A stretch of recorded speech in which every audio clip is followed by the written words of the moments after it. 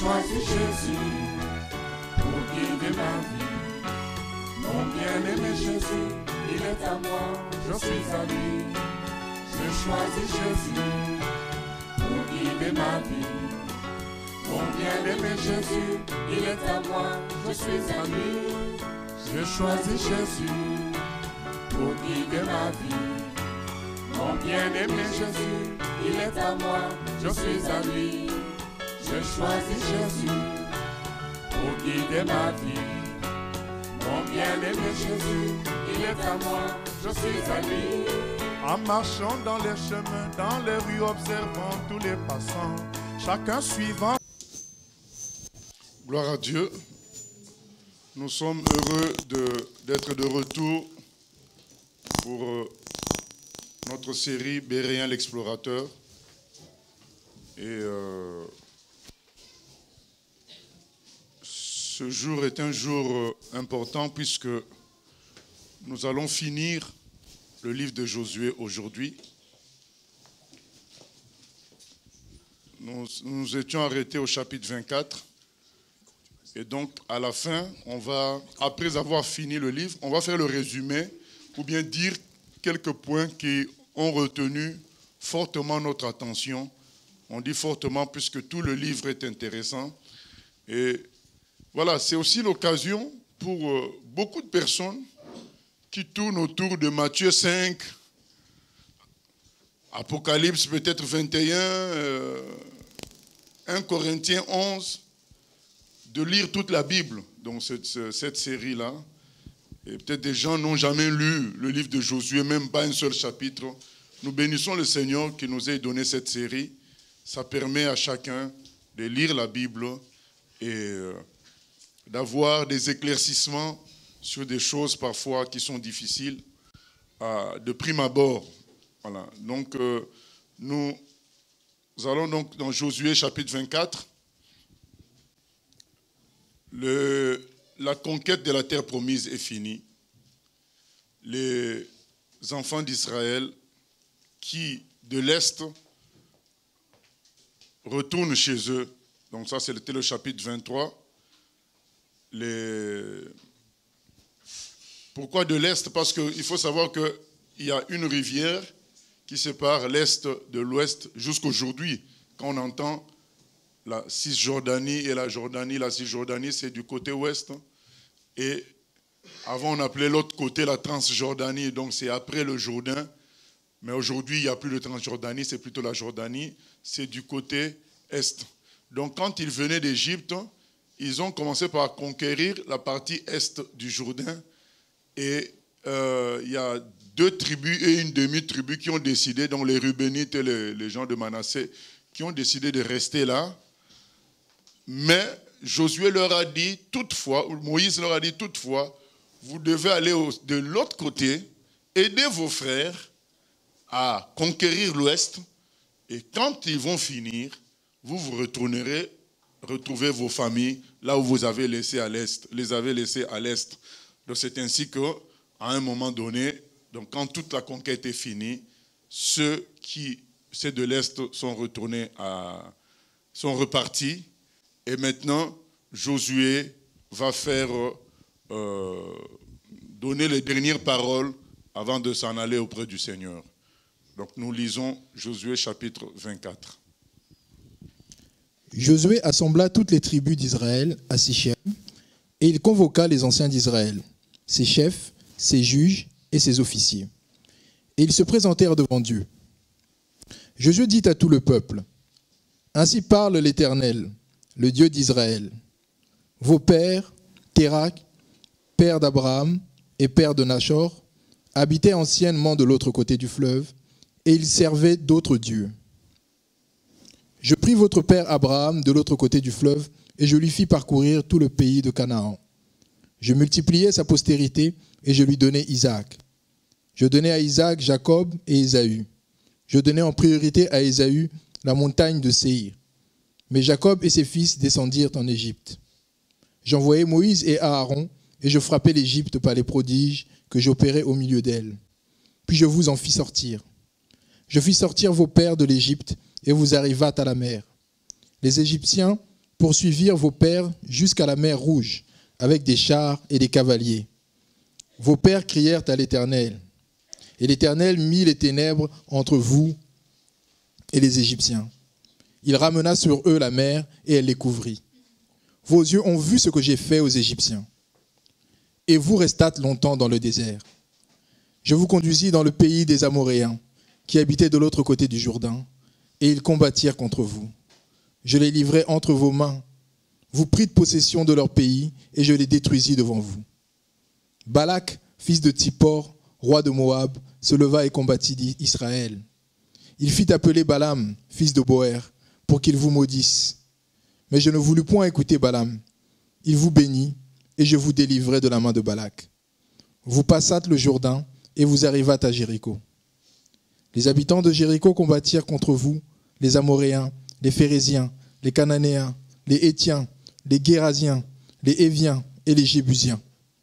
Je les livrai entre vos mains, et j'envoyai devant vous les frelons qui les chassèrent loin de votre face, comme les 2 rois des Amoréens. Ce ne fut ni par ton épée, ni par ton arc. Je vous donnai un pays que vous n'aviez point cultivé, des villes que vous n'aviez point bâties, et que vous habitiez des vignes et des oliviers, que vous n'aviez point plantés, et qui vous servirent de nourriture. Maintenant craignez l'Éternel, et servez-le avec intégrité et fidélité. Faites disparaître les dieux qu'ont servis vos pères de l'autre côté du fleuve et en Égypte, et servez l'Éternel. Et si vous ne trouvez pas bon de servir l'Éternel, choisissez aujourd'hui qui vous voulez servir, ou les dieux que servaient vos pères au-delà du fleuve, ou les dieux des Amoréens dans le pays desquels vous habitez. Moi et ma maison, nous servirons l'Éternel. Le peuple répondit et dit, loin de nous la pensée d'abandonner l'Éternel et de servir d'autres dieux, car l'Éternel est notre Dieu. C'est lui qui nous a fait sortir du pays d'Égypte, de la maison de servitude. Nous et nos pères, c'est lui qui a opéré sous nos yeux ces grands prodiges et qui nous a gardés pendant toute la route que nous avons suivie et parmi tous les peuples au milieu desquels nous avons passé. Il a chassé devant nous tous les peuples et les Amoréens qui habitaient ce peuple. Nous aussi nous servirons l'Éternel, car il est notre Dieu. Josué dit au peuple, vous n'aurez pas la force de servir l'Éternel, car c'est un Dieu saint, c'est un Dieu jaloux. Il ne pardonnera point vos transgressions et vos péchés.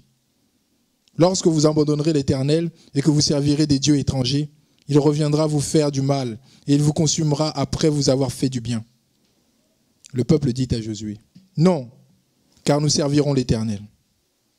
Josué dit au peuple, vous êtes témoins contre vous-même que c'est vous qui avez choisi l'Éternel pour le servir. Ils répondirent, nous en sommes témoins. Ôtez donc les dieux étrangers qui sont au milieu de vous et tournez votre cœur vers l'Éternel, le Dieu d'Israël. Et le peuple dit à Josué, nous servirons l'Éternel, notre Dieu, et nous obéirons à sa voix. Josué fit en ce jour une alliance avec le peuple et lui donna des lois et des ordonnances à Sichem.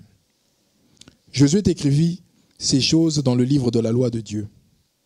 Il prit une grande pierre qu'il dressa, là sous le chêne qui était dans le lieu consacré à l'Éternel. Et Josué dit à tout le peuple, voici, cette pierre servira de témoin contre nous, car elle a entendu toutes les paroles que l'Éternel nous a dites. Elle servira de témoin contre vous, afin que vous ne soyez pas infidèles à votre Dieu. Puis Josué renvoya le peuple, chacun dans son héritage. Voilà, donc on s'arrête là. Donc Josué, il va s'en aller et il donne les dernières recommandations parce qu'il a achevé sa mission, celle de donner à chaque tribu son héritage de terre. Et maintenant, les gens ne pourront toujours plus avoir Josué en face d'eux. Il leur donne les dernières paroles. Donc il vient toujours un temps où les humains, aussi bons soient-ils, aussi sérieux soient-ils, ils sont obligés de nous quitter parce que l'homme est mortel. Et Josué, c'est son moment qui arrive. Et en ce moment, il laisse les dernières paroles, des paroles très importantes. Il commence par leur faire l'historique des choses, l'histoire, comment tout a commencé, comment Dieu a sorti Abraham, a communiqué avec Abraham, il lui a donné des promesses.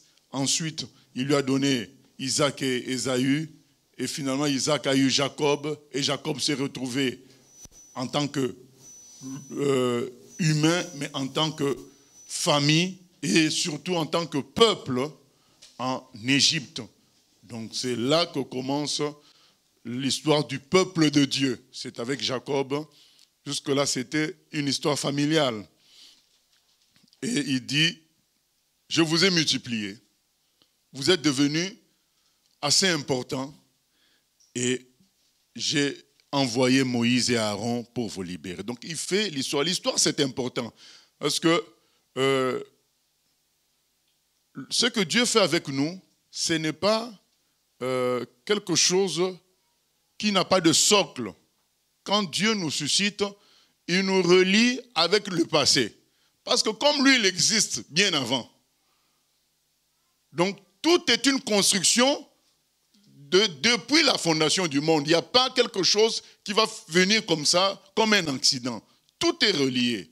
C'est pourquoi les apôtres parlent de la communion des saints. Même l'Église telle qu'elle est là, elle est reliée à toute l'histoire de l'Église telle qu'elle a commencé jusqu'à aujourd'hui. Donc tout est relié avec Dieu, c'est comme ça. Et donc il fait l'histoire pour permettre aux gens d'avoir un socle. Je crois que c'est le séminaire d'ailleurs qu'on a fait à Libreville et à Brazzaville. Jésus est-il réel? Donc le premier jour, nous avons montré que Jésus n'est pas un accident de l'histoire. C'est une construction qui commence depuis le jardin d'Éden. Donc dans Genèse 3, 15, Dieu donne déjà une prophétie sur Jésus. Il dit que la descendance de la femme t'écrasera la tête. Il dit ça à Satan. Et toi, tu lui blesseras le talon. Donc c'est...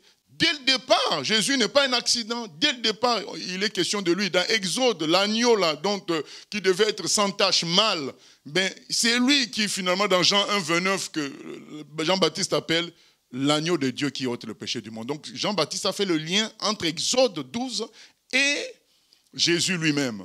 Donc c'est quelque chose, ça donne de la solidité à notre foi. Vous savez, il y a des gens qui sont des accidents de l'histoire. Mahomet, c'est un accident de l'histoire. Il n'a pas de racine avec ce qui s'est passé autrefois, avec Dieu. Il n'y a pas de racine, il n'y a pas de lien. Tout ce qu'on entend à gauche, de droite, des Mormons, témoins de Jéhovah, toutes ces choses, c'est des accidents de l'histoire. Mais Jésus n'est pas un accident de l'histoire, c'est une construction depuis la fondation du monde. Donc Genèse 3, Exode, Lévitique, que des sacrifices qui rappellent Jésus. Nous arrivons à Deutéronome. Il y a encore une prophétie sur Jésus de Deutéronome 18, à partir du verset 15, qui dit que j'enverrai un prophète comme toi. Celui qui ne l'écoutera pas, il sera puni de mort. Et effectivement, quiconque n'écoute pas le Seigneur, ben, il est voué à la seconde mort. Et tout ça, c'est dans l'Ancien Testament une vraie construction. Et Ésaïe 53, n'en parlons pas. Mais certains d'entre nous diront, mais alors comment tout ça est bien construit, mais les Juifs ne croient pas en Jésus? Mais justement, parce qu'ils ne lisent pas ce qu'on est en train de dire là, l'Ancien Testament, ils ne lisent pas ça. Ils lisent les écrits des Rambam, des rabbins qui ont précédé notre époque. Et c'est des humains qui ont fait le Talmud, des commentaires de la Bible, à leur sauce. C'est ce que les Juifs lisent. De sorte que quand vous donnez, par exemple, il y a des... J'allais donner l'exemple de quelqu'un d'autre, mais moi-même, j'ai vécu ça. Dans un échange avec des Juifs, je leur ai donné à lire à quelqu'un qui devait être rabbin, mais qui n'a pas été. Je lui ai donné Ésaïe 53 à lire. Il a lu, il m'a dit, mais est-ce que c'est comme ça dans la Bible hébraïque? Moi, j'ai dit, mais c'est comme ça, c'est pas notre Bible, c'est votre livre. Donc, allez lire, vous allez voir que c'est exactement comme vous lisez en français, en hébreu, c'est la même chose. Il était surpris. Donc c'est un chapitre qui est caché dans les lectures de samedi dans les synagogues. Donc ce qui fait que les gens n'ayant pas ce socle-là, ils ne peuvent pas vraiment avoir foi en Jésus. C'est pourquoi nous avons besoin de comprendre le socle. Et c'est ce que Josué fait. Il leur donne le socle, l'origine de tout. Et vous voyez qu'il n'y a pas que Josué qui fait ça. Qui fait ça encore? Mais Matthieu, quand il présente Jésus, il commence par sa généalogie. qui remonte jusqu'à Abraham pour montrer que voilà le socle. Jésus n'est pas un accident, c'est un arrangement de Dieu depuis Abraham. Mais Luc, qui n'est pas un juif, Luc va plus loin. Il va jusqu'à qui? Jusqu'à Adam. Donc Luc, il veut montrer que ce n'est pas seulement une affaire de juifs, c'est une affaire de l'humanité. Donc depuis Adam, Jésus a sa racine depuis là-bas et voilà qu'il vient le sauveur de toute l'humanité. Donc c'est cela que Jésus est en train de faire comme travail. Ayons l'habitude de faire ça comme travail auprès de tous nos frères et sœurs. Voilà, oui. De toujours montrer le socle. C'est important. Quand quelqu'un est basé sur le socle, il tient. Quand il y a la tempête, il tient. Mais quand quelqu'un a juste vécu un miracle, a juste été touché comme ça, on peut le déstabiliser facilement par autre chose. Mais quand quelqu'un a le socle, il n'est pas facilement déstabilisable. Et c'est ce que Josué fait. Il leur donne l'histoire afin qu'ils aient le socle, pour qu'ils comprennent la suite et qu'ils s'attachent au Seigneur. Oui. Oui, le socle, c'est quelque chose qui est solide, qui est supposé être solide. Mais comment se fait-il que les personnes finissent par s'écarter de ce socle sur quelque chose qui est parfois fondé sur quelque chose de plus léger? Parce que pendant qu'on leur présente le socle, eux, ils sont distraits. Ils sont sur les choses d'aujourd'hui. Donc ils vont. C'est pourquoi Jésus ne voulait pas être connu juste pour celui qui guérissait ou bien qui chassait les démons. Quand il guérissait, quand il chassait les démons, ne dites pas ne dites pas à personne. Parce qu'il voulait que les gens comprennent le lien. Je suis celui que Dieu vous a promis. Donc je remonte au socle. Mais les gens, naturellement, ils préfèrent ce qui va les agiter au moment même. Ils sont dans la distraction. Et donc nous devons faire toujours ce travail-là de mettre les gens sur le socle. Parce que naturellement, l'homme aime ce qui l'agite au moment même. Voilà le problème, c'est la chair. Et donc, prions à chaque fois que les gens s'attachent à la fondation des choses, au socle des choses. C'est ça qui rend leur foi véritablement solide. Mais d'ailleurs, c'est ce qui faisait de la foi de Josué une foi solide. Là, il fait l'histoire, il dit voilà l'histoire. Nous ne sommes pas basés dans le vide. Aujourd'hui, beaucoup sont vraiment découragés par les choses de Dieu, notamment les gens de l'Afrique, parce qu'ils voient que ça fait des années que les gens sont des chrétiens, mais les pays sont toujours dans la souffrance, les pays ont des problèmes, ainsi de suite, surtout avec la vague des pasteurs idolâtres, de ces pasteurs débauchés. Donc les gens commencent à dire, peut-être faut-il retourner aux dieux africains, peut-être qu'il faut-il aller chez Bouddha, peut-être. Donc on doit leur dire, mais non, attention, vous vous trompez. On vous a leurré par des faux Jésus, mais le véritable Jésus, c'est une promesse divine depuis longtemps pour toute l'humanité, depuis Genèse, ainsi de suite. Voilà l'histoire. Et quand ils découvrent ça, ils disent, mais ah bon, donc depuis c'est comme ça? Ben oui, depuis c'est comme ça. Dieu a pensé à nous. C'est pourquoi il a commencé par le peuple juif pour nous amener juste pas à pas à lui. Voilà, donc c'est important de rappeler ce socle-là, afin qu'on ne soit pas... Parce que quand on est juste bâti sur des résultats d'aujourd'hui, si demain c'est négatif, si demain il y a des difficultés, on est facilement déstabilisable. Mais quand on est bâti sur un socle ancien, véritablement solide, même quand il y a des difficultés, on sait, comme l'apôtre Paul dit, je sais en qui j'ai cru. Voilà, donc on sait d'où cela vient. Toute cette construction, c'est important que les gens la connaissent. Voilà, donc Josué commence par ça. Et il leur dit, maintenant, on vous a conduit, je vous ai conduit dans le pays des Amoréens qui habitaient de l'autre côté du Jourdain et ils combattaient contre vous. Je les livré entre vos mains, ça c'est Dieu qui dit plutôt. Et vous avez gagné, vous avez battu Balak, vous avez battu Balaam. Et aujourd'hui, vous avez tout ce que vous avez là. Vous mangez des choses que vous n'avez pas plantées. Vous habitez des vignes et des oliviers que vous n'aviez pas plantés. Ça vous sert de nourriture. Donc, reconnaissez par là ma grandeur. Donc, Dieu rappelle tout ça pour que les gens reconnaissent sa grandeur. Parce que la mémoire humaine oublie. Donc, c'est pourquoi Paul le dit même dans Philippiens 3.3. Je vous dis les mêmes choses. Parce que la mémoire humaine a besoin d'être rafraîchie. Je crois aussi que c'est ça le rôle des bergers.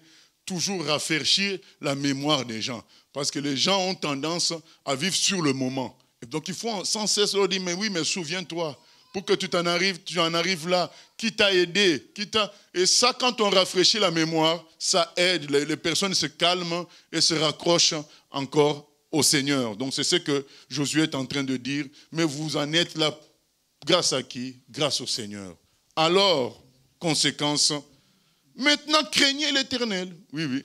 Oui, justement, là tu parles de craindre l'Éternel. Mais quand on voit le parcours de ces enfants d'Israël, on voit qu'ils ont quand même fait le veau d'or et comment Dieu les a frappés fortement.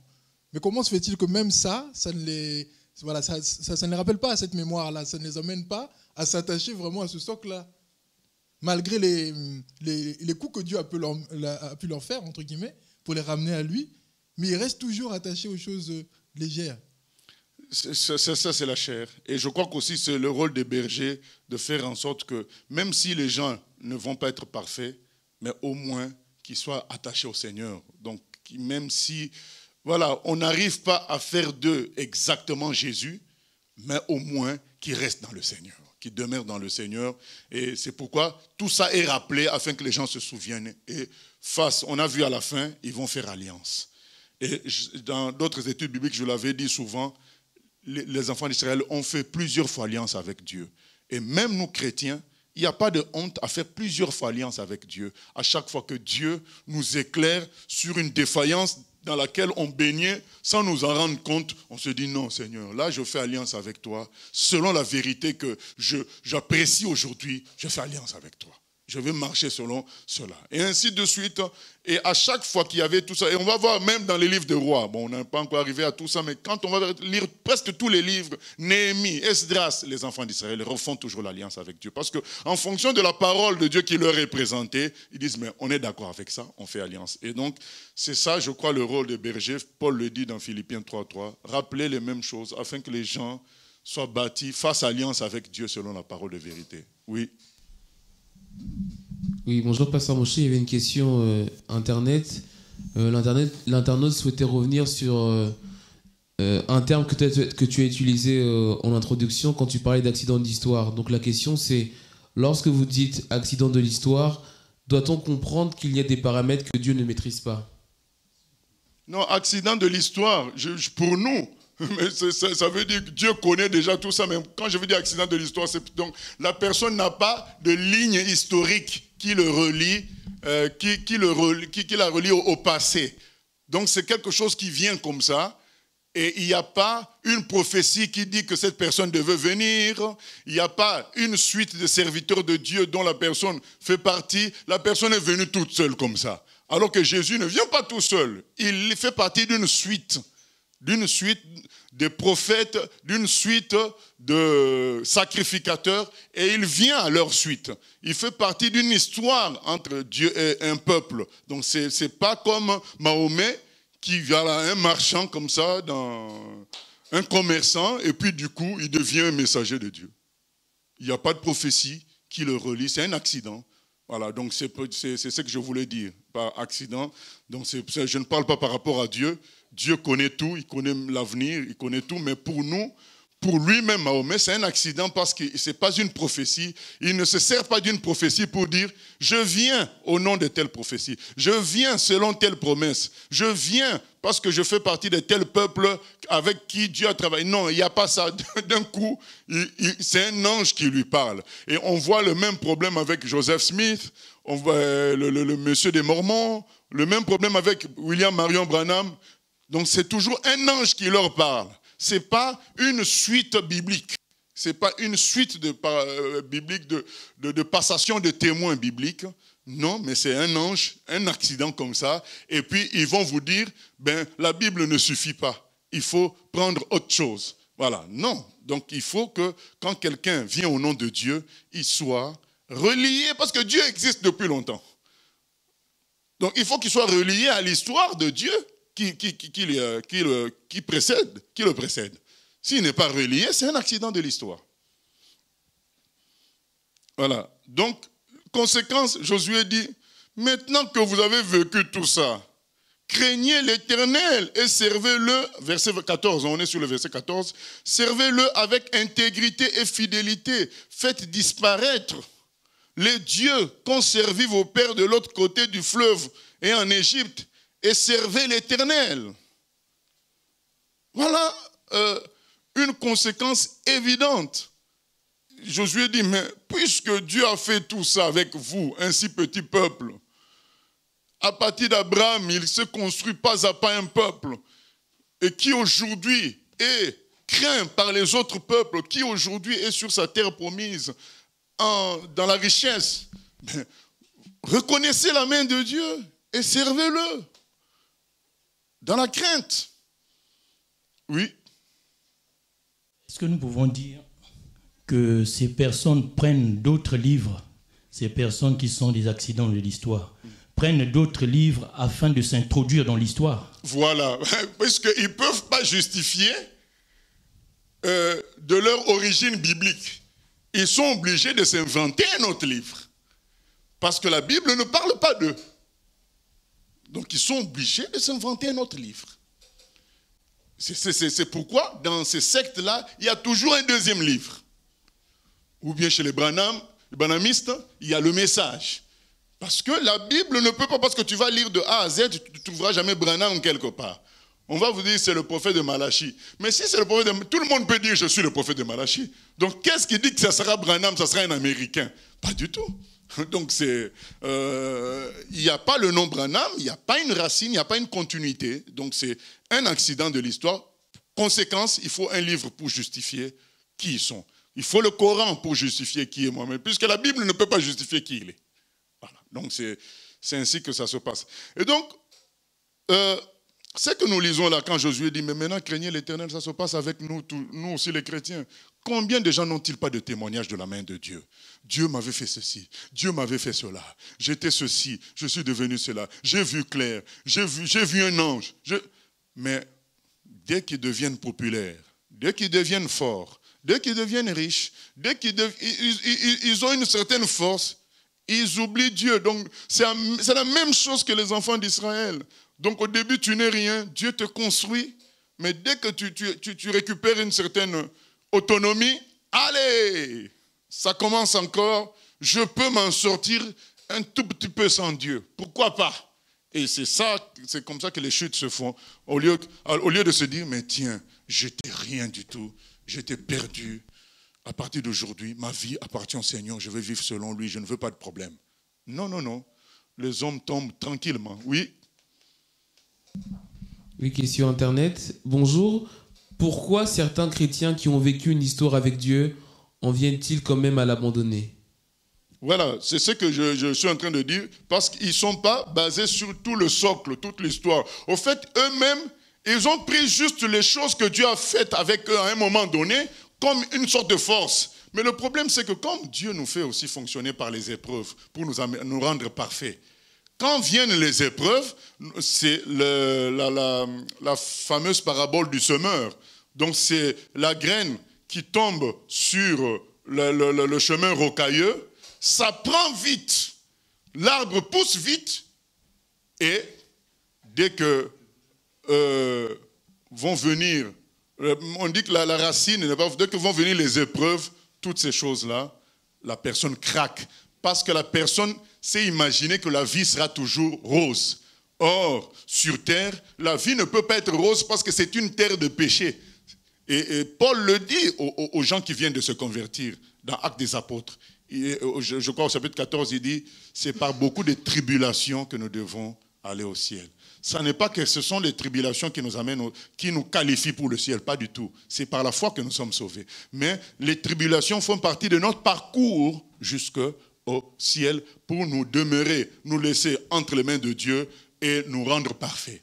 Maintenant, quand quelqu'un n'a pas de socle, qu'est-ce qui se passe? Sa foi tient sur les bons événements qu'il a vécus, sur les bons signes qu'il a vécus de Dieu.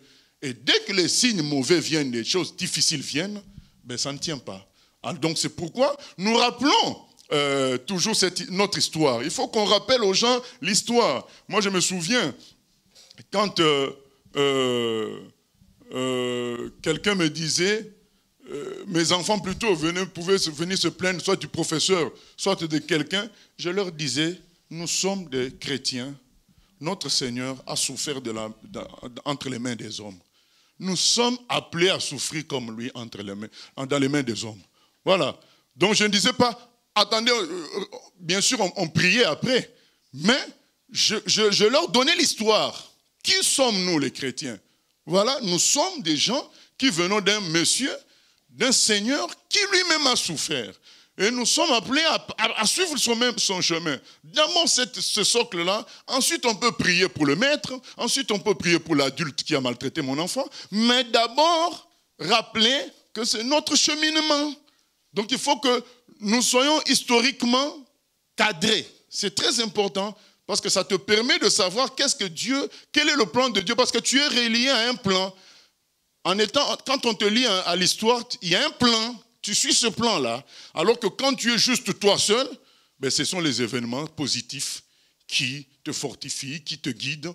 Mais quand tu es relié à l'histoire, ben c'est le plan de cette histoire-là que tu suis. C'est très important. Voilà. Donc, il leur dit, craignez l'Éternel et servez-le avec intégrité et fidélité. Faites disparaître les dieux qu'ont servis vos pères de l'autre côté du fleuve et en Égypte, et servez l'Éternel. Donc ça paraît très évident, mais parfois les doutes viennent à partir des choses difficiles qu'on peut vivre. C'est là que nous devons demander l'aide du Seigneur, persévérer. Maintenant, il leur dit au verset 15, « Et si vous ne trouvez pas bon de servir l'Éternel, choisissez aujourd'hui qui vous voulez servir. Ou le Dieu que servaient vos pères au-delà du fleuve, ou le Dieu des Amoréens dans le pays desquels vous habitez. Moi et ma maison, nous servirons l'Éternel. » Donc Josué dit, attendez, vous êtes libres. Et bien aimé, dans notre travail qu'on fait d'évangélisation autre, nous devons montrer aux humains qui restent libres de choisir ce qu'ils veulent. Mais nous nous présentons qui est notre Dieu, quel est son amour, ainsi de suite, de sorte que les gens ne soient pas entraînés de force, et après ils vont dire, on m'a entraîné de force, ou bien c'est Dieu qui s'est imposé sur moi. Non. Donc il dit, mais vous êtes libre de prendre d'autres dieux. Donc avec les conséquences qui vont avec. Mais moi je ne veux pas que il y ait le jugement de Dieu sur vous si vous le choisissez et que finalement vous faites autre chose. Il est écrit au verset 16, le peuple répondit et dit, loin de nous la pensée d'abandonner l'Éternel et de servir d'autres dieux. Car l'Éternel est notre Dieu. C'est lui qui nous a fait sortir du pays d'Égypte, de la maison de servitude, nous et nos pères.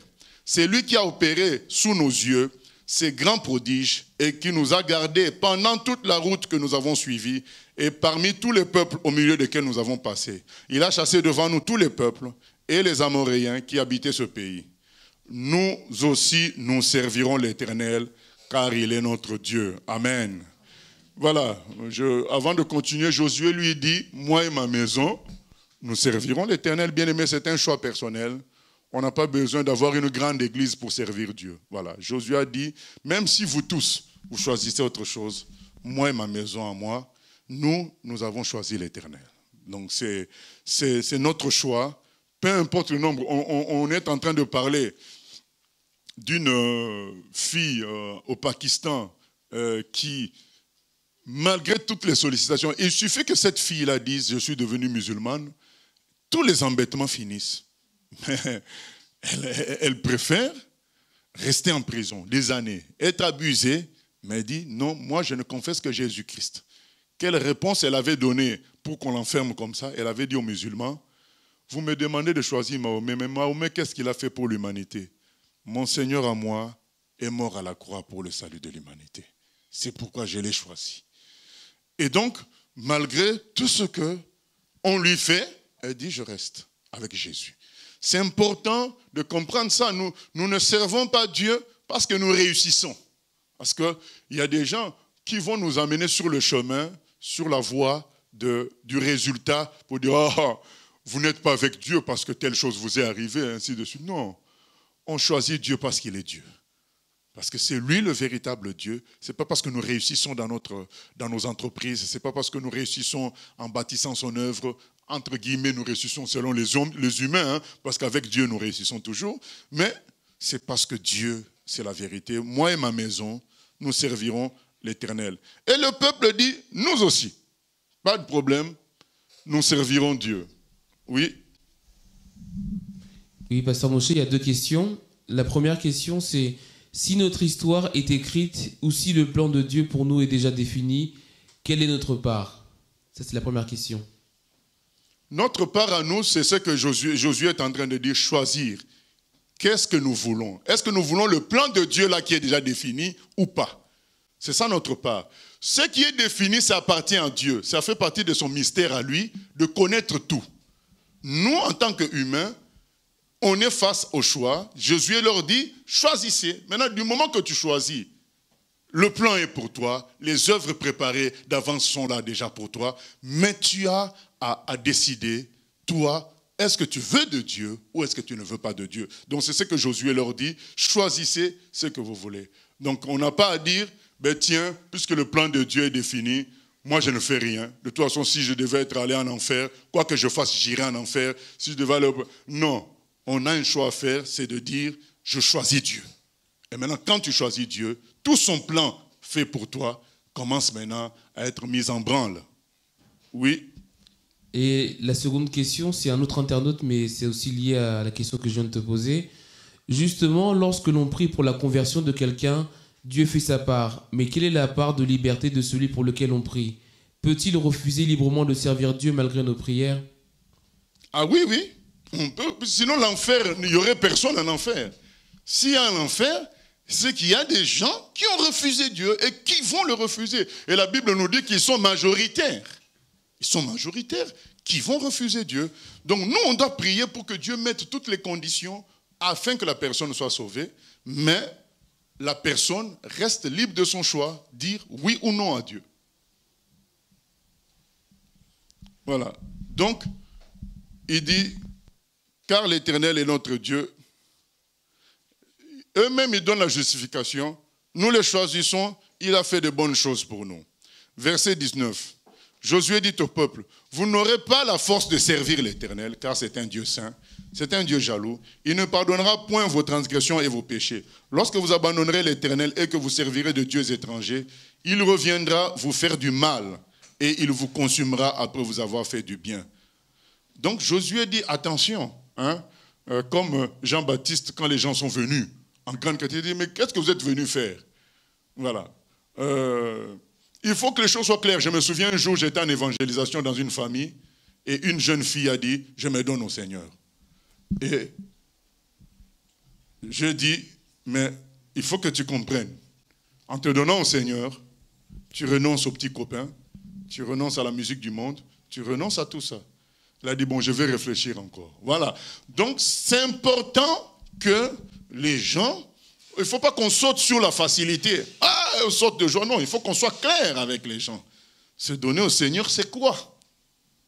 La conséquence, c'est que ta vie ne t'appartient pas. On a vu l'homme qui a suivi Jésus. Je vais aller, montre-moi le chemin du ciel. Jésus lui a dit, mais applique la loi. Il dit, mais je le fais depuis que je suis petit. Il dit, mais dans ce cas-là, il te reste une seule chose. Vends tous tes biens et suis-moi. Mais nous, la plupart des gens auraient sauté de joie. Tiens, ce jeune homme-là, il est vraiment volontaire. Il aime Dieu. Allez, viens, suis-moi, on y va ensemble. Non, non, non, non. Dieu veut une prise de position claire à 100% et en connaissance de cause. Pas dans le flou, les gens vont nous suivre comme ça. Non, il faut qu'on soit clair là-dessus. Mais ça ne veut pas dire que même si on est clair, il n'y aura pas de flou. Judas était quand même avec le Seigneur. Mais il n'y aura pas de gens flous. Il y aura toujours. Mais au moins, nous, on a été clairs. Et Josué dit, attention, si vous dites que vous êtes avec Dieu et que vous faites le contraire, mais il va vous faire du mal. Hein? Le peuple dit à Josué, voilà, c'est lui quand même qu'on servira. Non, car nous servirons l'Éternel. Josué dit au peuple, vous êtes témoins contre vous-même que c'est vous qui avez choisi l'Éternel pour le servir. Josué dit, mais c'est vous qui choisissez Dieu. Hein? Vous n'allez pas dire qu'on vous a embarqué dans une affaire, moi et Moïse, ou je ne sais pas qui. C'est vous qui êtes en train de choisir Dieu. Donc Josué a été fort, hein? C'est quand même un général, un guerrier. Donc il dit, mais il les a amenés progressivement à dire de leur bouche, c'est nous. qui choisissons. Voilà. Pour éviter ce qui s'est passé dans le désert, il a vécu tout ça, c'est que les difficultés de Moïse. Il a vécu que les gens disent, Moïse, tu nous as entraînés. Moïse, c'est toi. Voilà, à cause de toi. Josué a vécu tout ça. Maintenant, lui, il veut éviter ce genre de bêtises. Il les a amenés pédagogiquement jusqu'à dire, à ce qu'eux-mêmes disent, c'est nous qui le choisissons. Voilà. Josué dit, vous êtes témoins contre vous-même que c'est vous qui avez choisi l'Éternel pour le servir. Ils répondirent, nous en sommes témoins. Voilà. Donc, c'est clair. Il y avait une question? Oui? Oui, je me pose la question, comment appréhender les événements qui sont à venir, qu'on ne connaît pas, qui doivent s'accomplir avant la venue du Seigneur. À l'époque, il y avait aussi des choses écrites. Nous, on les lit parce qu'on les lit dans la parole, mais les gens de l'époque, ils étaient comme nous aujourd'hui, à pas savoir si tel était un charlatan, si la parole de celui-ci devait s'accomplir. Comment nous, on peut avoir un regard, comment on peut avoir un recul sur ce qui doit arriver, comme les hommes et femmes d'avant, quoi, du passé?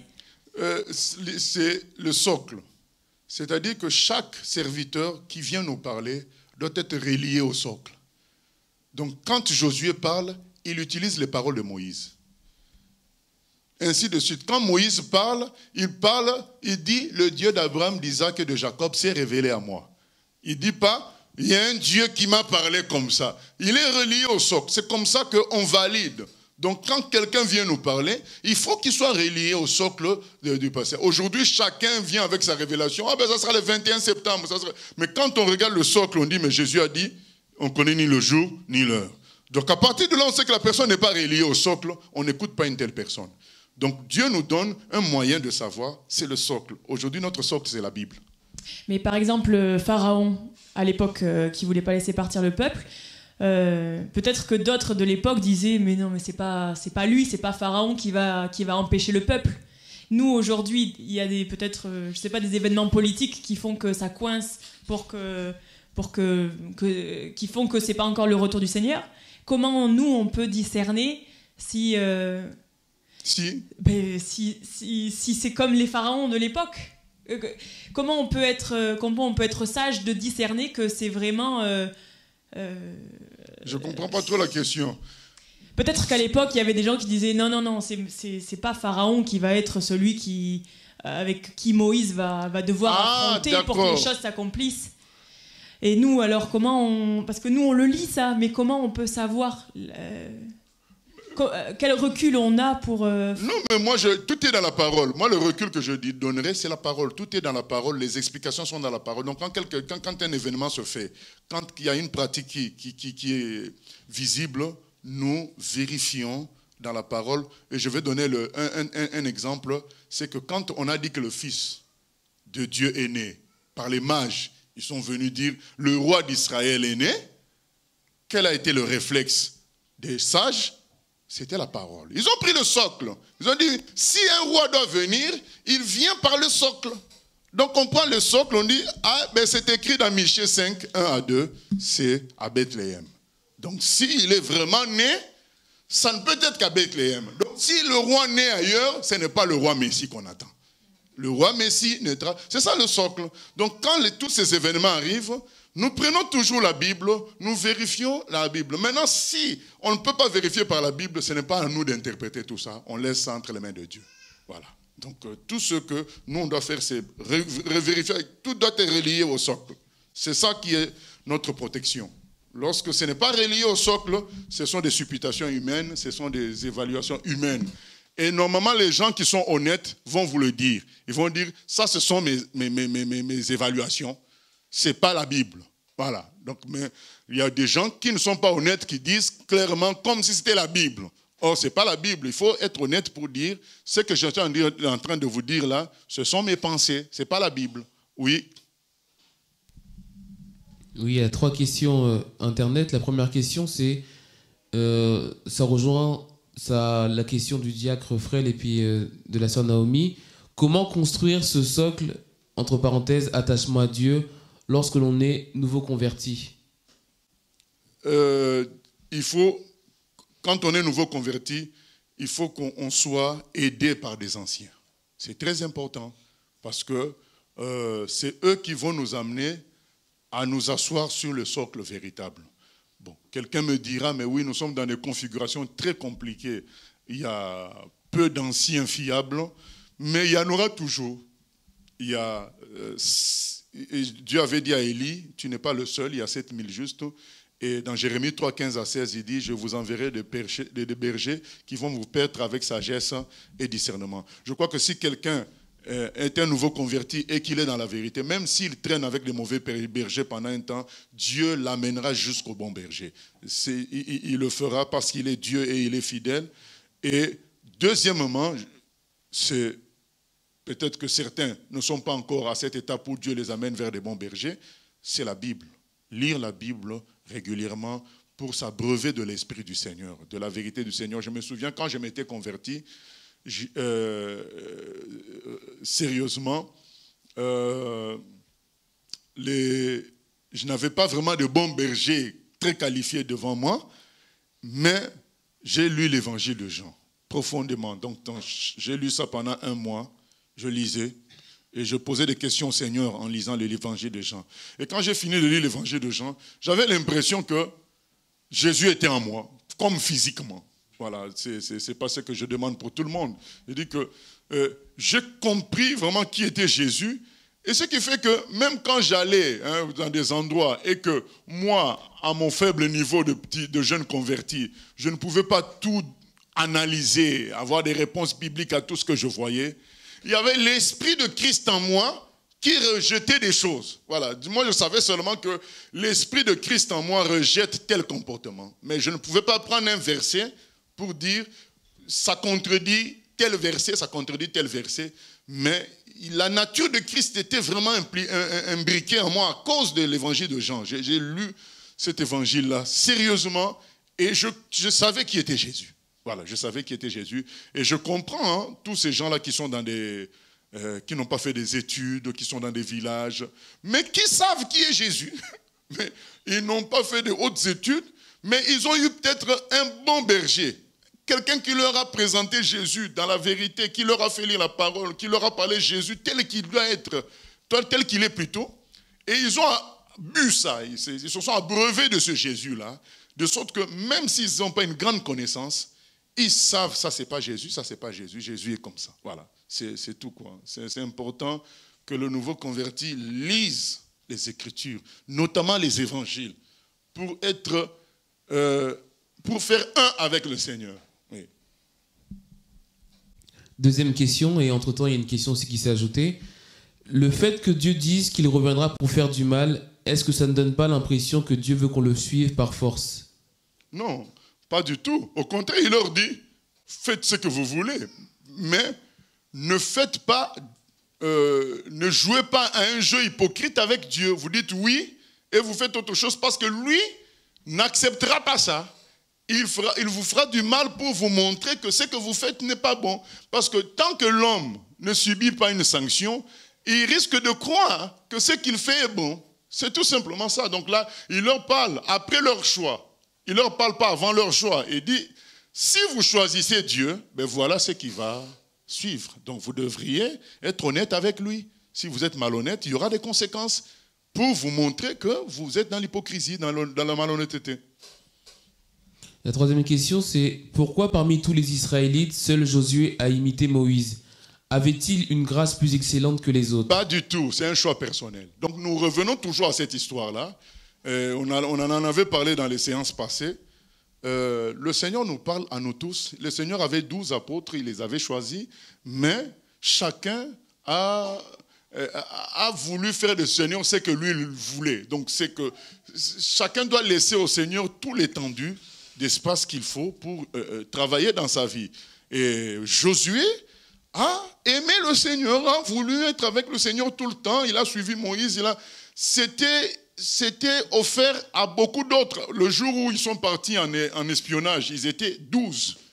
Mais il n'y a que Josué et Caleb qui ont parlé comme Dieu voulait. C'est un choix. Donc nous sommes appelés, même quand nous sommes déjà chrétiens, on a fait le choix principal. Il y a d'autres choix à faire. qu'est-ce que nous voulons que le Seigneur fasse de nous dans la suite? Quand l'aveugle l'appelle, Fils de Dieu, Jésus lui dit, mais tu veux que je fasse quoi? Donc le Seigneur veut qu'on soit responsable. Qu'est-ce que tu veux que je fasse? Parce que si je te fais ouvrir les yeux, mais tu ne vas plus mendier. Il y a ta vie qui va prendre une direction. Et l'apôtre Paul a dit au Seigneur, que dois-je faire? En posant cette question-là, c'est une façon de dire, fais de moi ce que toi tu veux. À partir de là, on a vu comment le Seigneur a utilisé l'apôtre. Parce que il a dit, que dois-je faire? Donc, je ferai ce que toi tu me demanderas de faire. Quand on dit ça au Seigneur, lui aussi il en profite, il va t'utiliser donc au maximum, tu n'as plus de vie personnelle. Donc je crois que nous sommes appelés en tant que chrétiens, on l'a dit, on peut être 100, 500 à lire le même livre, à suivre le même berger, à écouter les mêmes enseignements. Notre réaction vis-à-vis de cela est importante pour déterminer la suite. Voilà, c'est important. Et la dernière question, c'était, est-ce que les événements de notre vie doivent aussi être liés au socle? Exemple, vérifier si ce que l'on vit, nos anciens dans la foi, donc elle a fait référence aux gens dans la Bible, l'ont déjà vécu. C'est important. Parce que je parle à beaucoup de chrétiens qui, quand vous discutez avec eux dans l'épreuve, ils vous font comprendre qu'ils sont les seuls à vivre ça. Maintenant, notre boulot aussi, c'est de dire, attends frère, quand même, tu ne vas pas dire. Je crois que quand on avait fait l'étude de Job, on a fait un concours, que quiconque a souffert plus que Job, lève la main. Donc on a fait plus d'1 mois à faire cette étude-là, on a fait ce concours-là. Donc on attendait la personne qui va nous dire, moi j'ai souffert plus que Job, il n'y a eu personne. Il y a des gens qui ont essayé de tenter, donc, mais à chaque fois, on leur a montré qu'ils n'ont pas perdu le nombre d'enfants que Job a perdu. Ils n'avaient pas la maladie de peau au point de se mettre des tessons de bouteilles. Donc on leur a montré que, voilà, Job a souffert terriblement. Maintenant, les souffrances ne sont pas comparables mathématiquement. Quelqu'un peut juste perdre sa voiture et souffrir terrible. Même je dis même perdre la voiture. La voiture est rayée. Mais en fonction de sa relation avec la voiture et Dieu, ça peut être une souffrance terrible pour lui que sa voiture soit rayée. Mais quelqu'un d'autre, en fonction de sa relation avec Dieu et sa voiture, ça ne va rien lui faire même qu'on lui dise que c'est accidenté. Donc, c'est vrai qu'on ne peut pas comparer mathématiquement, mais en parlant humainement, c'est bien de montrer aux gens, mais tiens, voilà, Job a subi ceci, le Seigneur a subi cela, et ainsi de suite. Je me souviens quand j'avais pas encore perdu ma mère n'était pas encore morte.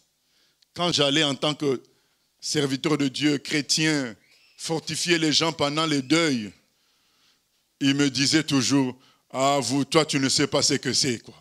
Voilà. Ah, tu ne sais pas ce que c'est. Donc, tu as dit, non, mais le Seigneur va vous fortifier, le Seigneur va... Ben, tu ne sais pas ce que c'est.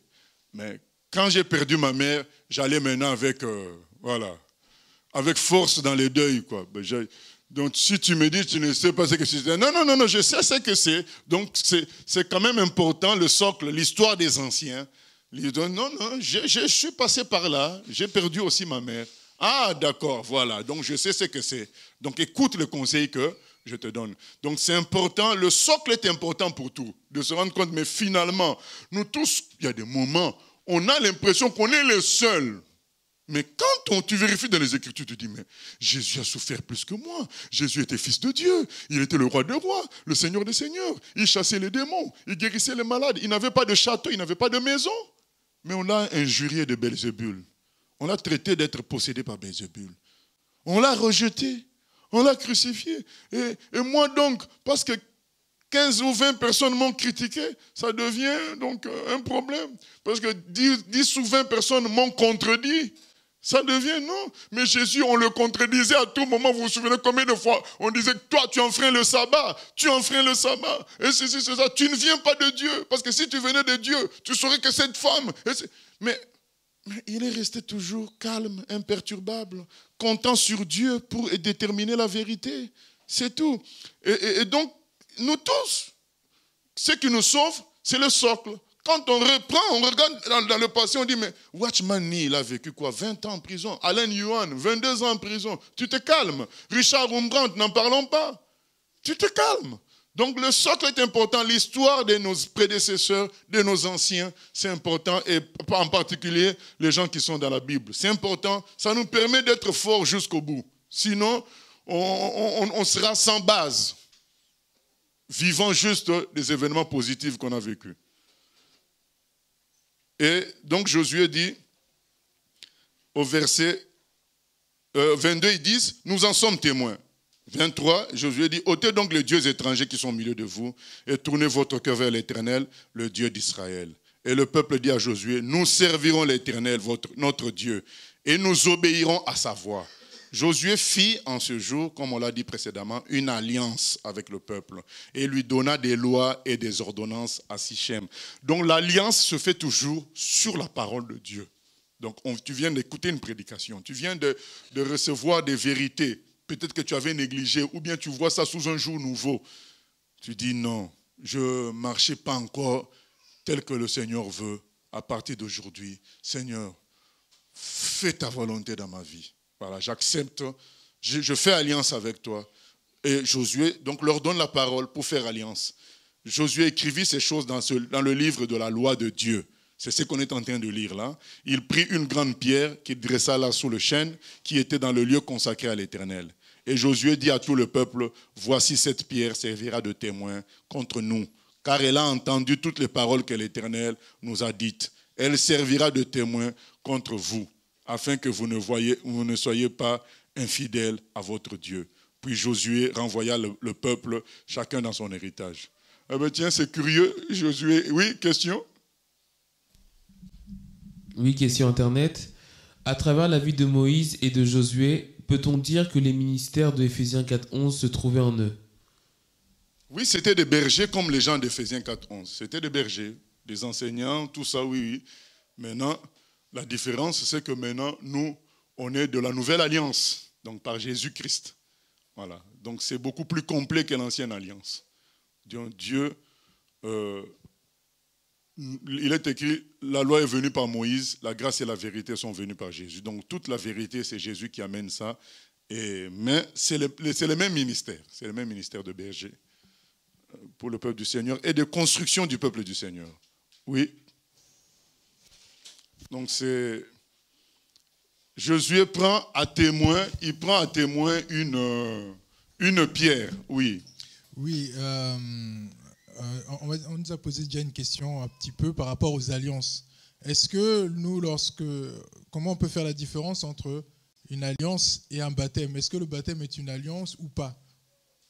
Non, le baptême, c'est une alliance avec Dieu. C'est un contrat qu'on signe. On dit, je meurs par rapport à ce que je suis, par rapport à ce que j'étais, et maintenant c'est la vie de Christ qui vit en moi. C'est un contrat que tu signes, comme Josué vient de faire signer un contrat. C'est un contrat, c'est une alliance de vivre maintenant la vie de Christ. D'accord, donc là, par exemple, les enfants d'Israël ont signé une alliance, donc ils ont fait comme un baptême. En quelque sorte. En quelque sorte, parce qu'à l'époque, il n'y avait pas encore de baptême. Ah ben si, ça existait, donc, après les mikvés, donc il y avait toujours, mais dans les rituels. D'accord. Si tu peux juste nous expliquer ça, parce qu'il y a eu une question qui a été posée, qu'on m'a posée dans ce sens-là. Est-ce que les gens se baptisaient avant? Oui, donc le baptême pour un juif, ce n'est pas étonnant. D'ailleurs, Jean-Baptiste l'a pratiqué. Donc, c'est la différence entre ce qu'a fait Jean-Baptiste et ce qui se faisait avant. Avant, c'était des bains rituels dans le sens où, comme physiquement je suis lavé, intérieurement aussi, je suis lavé. Mais le baptême de Jean, c'est plutôt le baptême, ça ne te lave pas. C'est un acte par lequel tu reconnais que tu es un pécheur, que tu as fait des péchés. Donc tu reconnais ça. Et on t'accorde un certain pardon le temps que l'agneau vienne. Maintenant, quand l'agneau vient, Jean-Baptiste dit, moi je vous fais le baptême de repentance, mais lui, il vous baptisera de feu et de l'esprit. Donc lui, il vous transformera. Voilà, c'est ça la différence. Maintenant, le baptême que nous faisons au nom de Jésus, au nom du Père, du Fils et du Saint-Esprit aussi, c'est je meurs, maintenant c'est la vie de Christ qui vit en moi. Ce n'est pas une purification. C'est ce que Pierre explique dans 1 Pierre 3, 21. Pourquoi Pierre explique? Parce que Pierre est dans un contexte juif où le baptême, les mikvés, donc qui se faisaient là, ils avaient des piscines qu'on appelle les mikvés, dans lesquelles on plongeait, c'était pour se purifier. Donc on va lire 1 Pierre 3, 21. Pierre dit non, le baptême en Christ, ce n'est pas une purification. Ça ressemble plutôt au salut de Noé à travers l'eau. Ce n'est pas une purification. Voilà. C'est un salut dans lequel on entre, préservé à travers l'eau. Donc on est enterré dans l'eau pour échapper au jugement et renaître. Oui. Cette eau était une figure du baptême, qui n'est pas la purification des souillures du corps, mais l'engagement d'une bonne conscience avec Dieu, envers Dieu, et qui maintenant vous sauve, vous aussi, par la résurrection de Jésus-Christ. Amen. Donc c'est ce qu'il explique. Donc ce n'est pas comme les baptêmes juifs normaux, c'est un baptême spécial. Et même chez les juifs, ces baptêmes-là étaient fréquents. D'ailleurs, Jésus à un moment dit, j'ai un baptême dont je dois être baptisé. Donc c'était des changements d'étape aussi. Hein. Donc tu veux te changer d'étape, tu passes par une sorte de baptême. C'était fréquent chez les Juifs. Et donc Jésus va dire quand il doit aller à la croix, je dois passer par un baptême, donc je dois passer par une étape qui change. Voilà. Et donc Josué prend une pierre à témoin. Ça nous rappelle quoi? Ça nous rappelle Ésaïe, chapitre 1er, quand le Seigneur dit « Cieux, écoutez, l'homme connaît son possesseur, donc, mais Israël ne connaît pas son maître. » Donc je crois Ésaïe, chapitre 1er. Le Seigneur prend souvent en témoin les éléments de la nature. Alors qu'est-ce que ça veut dire? Voilà. Ça veut dire quelque part qu'ils ont une certaine valeur. Donc ils ont une certaine valeur. Là, Josué prend une pierre à témoin. Donc ça veut dire que oui, c'est pas ça? Oui, Ésaïe, chapitre 1er, verset 2, oui, donc c'est le début. On peut lire, non? Cieux, écoutez. Terre, prête l'oreille, car l'Éternel parle. J'ai nourri et élevé des enfants, mais ils se sont révoltés contre moi. Voilà, donc c'est le même système que Josué pratique là. Dieu aussi le pratique, il dit, mais voilà, même la terre est témoin de ce qui se passe là. Donc, voilà, ça sont des choses qu'on saura au ciel comme il faut. Oui? Oui, question Internet. Quand on a fait plusieurs alliances avec Dieu, mais qu'on n'a pas honoré notre part, que faire? Se repentir et recommencer. Se repentir et recommencer. C'est la preuve qu'on croit en Dieu. La repentance est une belle chose que Jésus nous a apportée. Pouvoir se repentir, c'est pouvoir recommencer à zéro. C'est extraordinaire. C'est une grâce dont personne ne doit se priver, quoi. Quiconque se prive de la repentance se bloque à la grâce du Seigneur. Et puis, je vais vous donner aussi un élément. Quand quelqu'un à côté de vous ne s'est pas repenti de quelque chose et que vous êtes au courant, faites attention à faire alliance avec une telle personne parce que la personne a un problème avec Dieu. Et en faisant alliance avec une telle personne, vous pouvez subir ces altercations avec Dieu. Vous pouvez subir ça. Donc on voit ça dans l'Ancien Testament, un roi qui est parti s'associer avec un autre roi qui avait des problèmes avec Dieu. Donc il a subi le même sort. Et donc il faut faire la repentance, il faut en finir avec la colère de Dieu. Donc on se repent, on en finit avec la colère de Dieu, on marche tranquillement.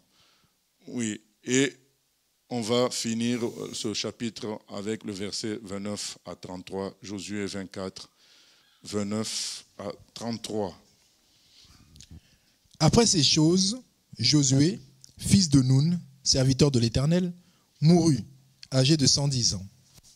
On l'ensevelit dans le territoire qu'il avait eu en partage, à Timnath-Sérak, dans la montagne d'Éphraïm, au nord de la montagne de Gash. Israël servit l'Éternel pendant toute la vie de Josué, et pendant toute la vie des anciens qui survécurent à Josué, et qui connaissaient tout ce que l'Éternel avait fait en faveur d'Israël. Amen.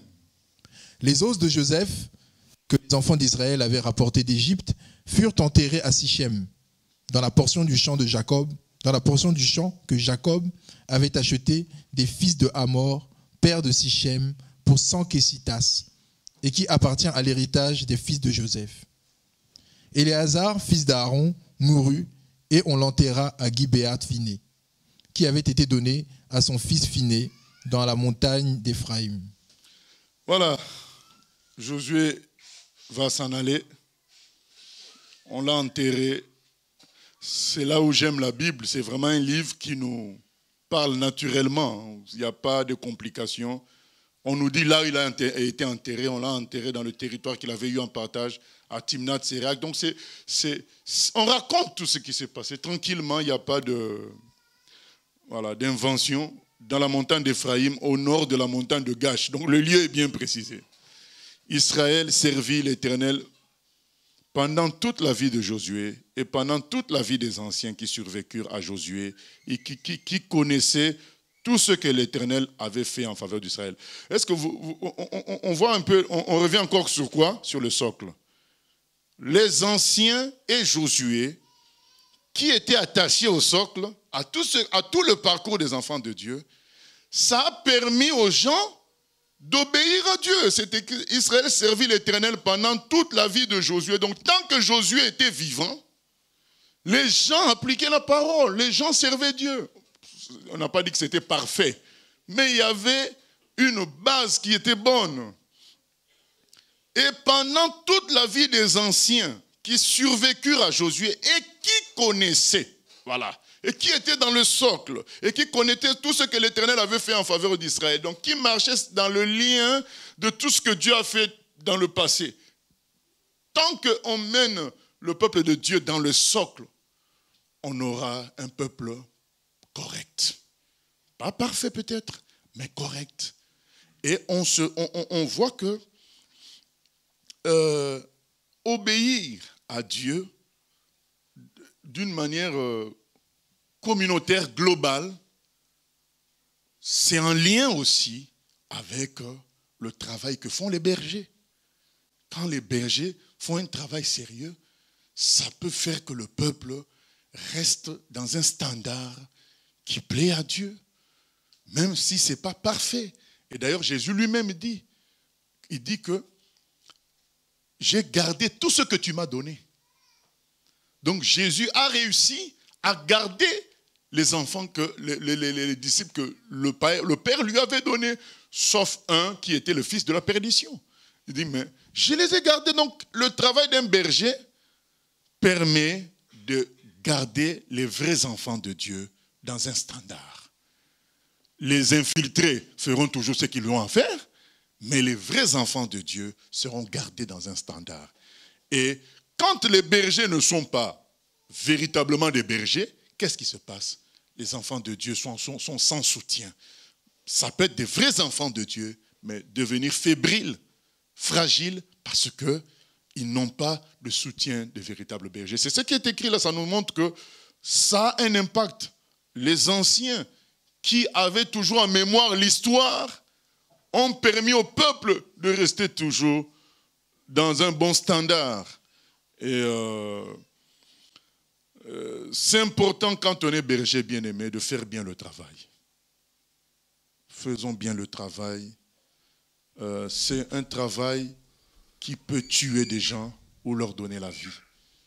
Quand on fait le travail de berger avec négligence, ça peut faire que beaucoup de gens ne tiennent pas face au diable, parce que dans la structure de l'Église, dans la structure de Dieu, les bergers ont un rôle très important dans ce sens-là. Et on voit l'apôtre qui le dit dans dans Actes des Apôtres, chapitre 20, il dit lui va partir, mais qu'est-ce qui va se passer? 20-28, il y a des loups qui vont s'introduire, qui ne vont pas épargner. Donc l'apôtre Paul, tant que lui il était là, à un certain niveau, il empêchait l'entrée des loups. Il empêchait leur travail. Mais il était conscient qu'en partant, il y aura un temps difficile, mais que forcément Dieu, dans sa puissance, dans sa souveraineté, dans sa grandeur, allait changer en envoyant d'autres aussi pour se battre pour son peuple, mais l'absence de Paul allait profiter à certains pour se manifester. Ce sont des réalités spirituelles. Donc le Seigneur confie son troupeau à des bergers, et bien, quand ils ne sont pas là, il y a des gens qui peuvent en profiter pour faire quelque chose, jusqu'à ce que Dieu rétablisse à nouveau l'ordre. D'ailleurs, tous les livres des juges, ça sera ça. Donc il n'y aura pas de berger, chacun va faire ce qu'il veut.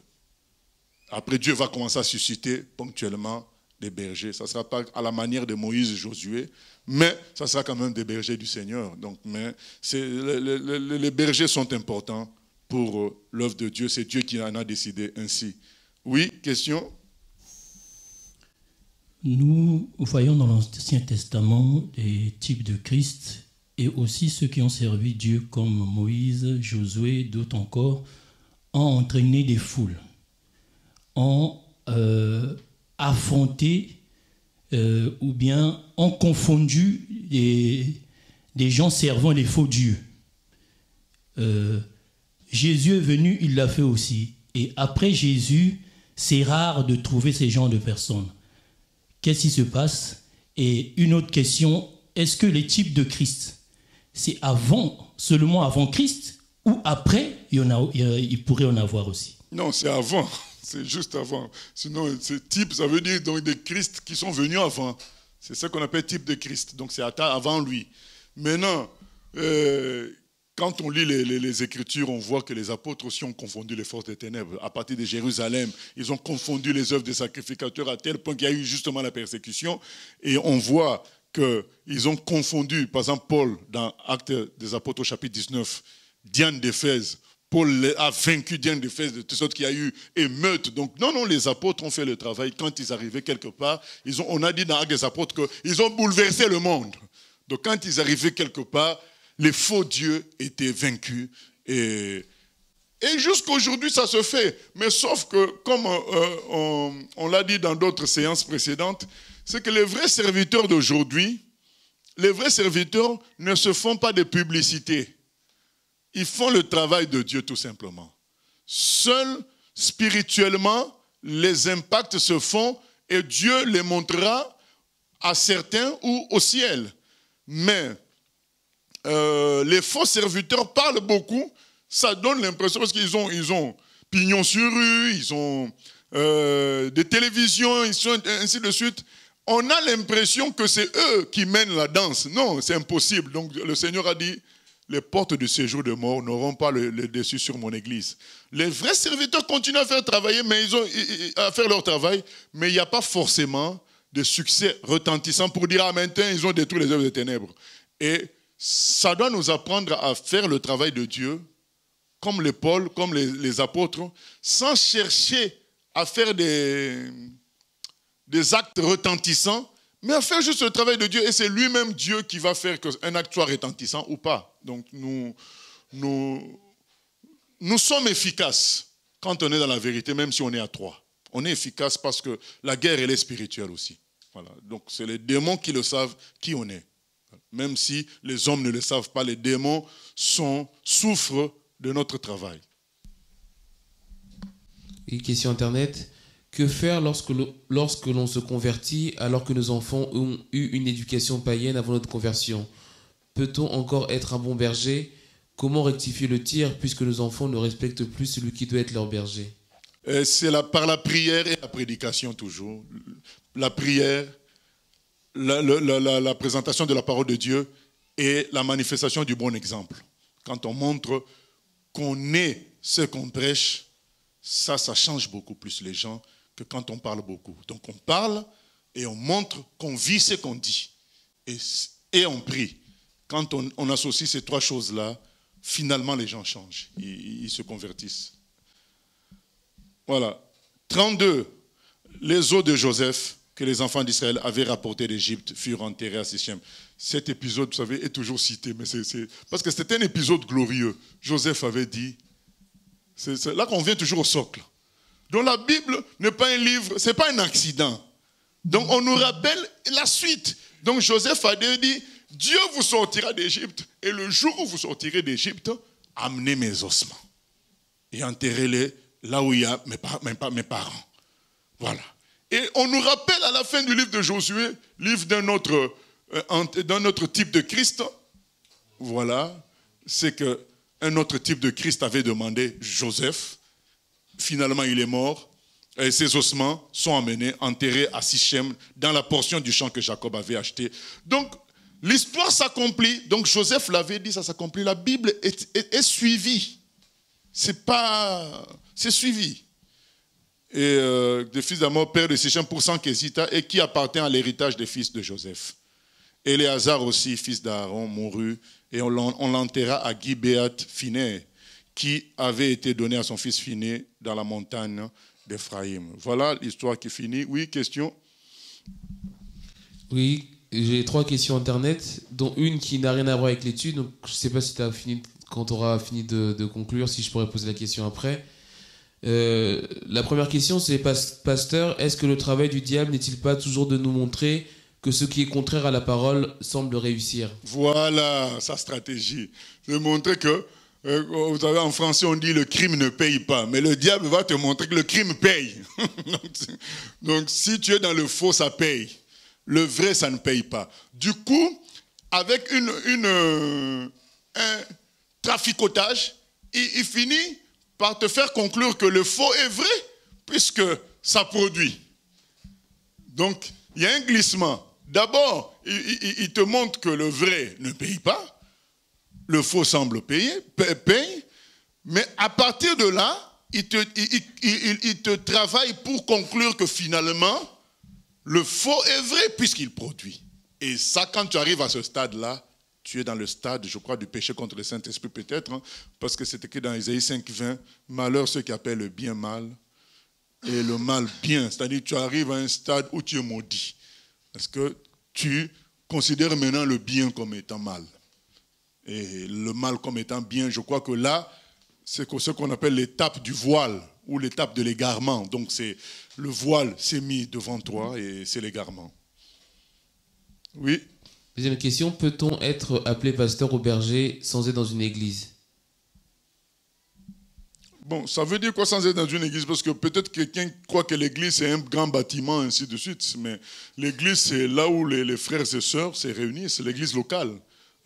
Si ce pasteur-là travaille avec 4 ou 5 personnes, ils se réunissent régulièrement pour faire l'œuvre de Dieu dans une ville. C'est une église. Voilà, donc maintenant... je pense que, comme on a parlé du socle, je pense que quelqu'un ne peut pas se prétendre dans un ministère sans qu'il soit validé par des gens qui l'ont précédé. Donc c'est important. Donc on doit toujours être relié. La Bible refuse les accidents. Donc il faut qu'on soit relié à ce qui était passé. Voilà. Puis il y avait une question hors étude, donc je ne sais pas si... Ok, on va finir, et puis à la fin on posera cette question. Alors, on va faire le résumé. Il nous reste combien? Oh là là. On va faire le résumé du livre de Josué. D'abord, le chapitre, parce que c'est un livre très très important. Donc, premier résumé, première intervention, c'est nous dire ceci, c'est que Josué et Moïse sont 2 types de Christ. On l'a dit, Moïse en tant que berger d'Israël et surtout en tant que celui qui amène la parole. Il n'y a que 2 personnes qui ont amené la parole sur terre, Moïse et Jésus. Donc Moïse amène la parole et Jésus amène aussi la parole. Donc c'est ce que Jean dit, Moïse a amené la loi, Jésus a amené la grâce et la vérité. C'est les 2 seuls. Et c'est ce que Dieu dit aussi dans Deutéronome 18 quand il promet la venue de Christ. Il dit, je leur enverrai un prophète comme toi. C'est-à-dire quelqu'un qui va leur amener la parole comme toi, je t'ai choisi pour amener la parole. Donc tout le reste des serviteurs, prophètes, tout ça confondu, apôtres, nous ne faisons que dire les paroles de ces 2 personnes-là. Et donc Moïse est un type de Christ en cela. Il est un type de Christ en ce sens qui sauve le peuple de Dieu. Voilà, il est un type de Christ. Et dans plusieurs aspects, d'ailleurs vous le voyez qu'il a épousé même une étrangère. Christ nous a épousé, nous, des étrangers. Bref.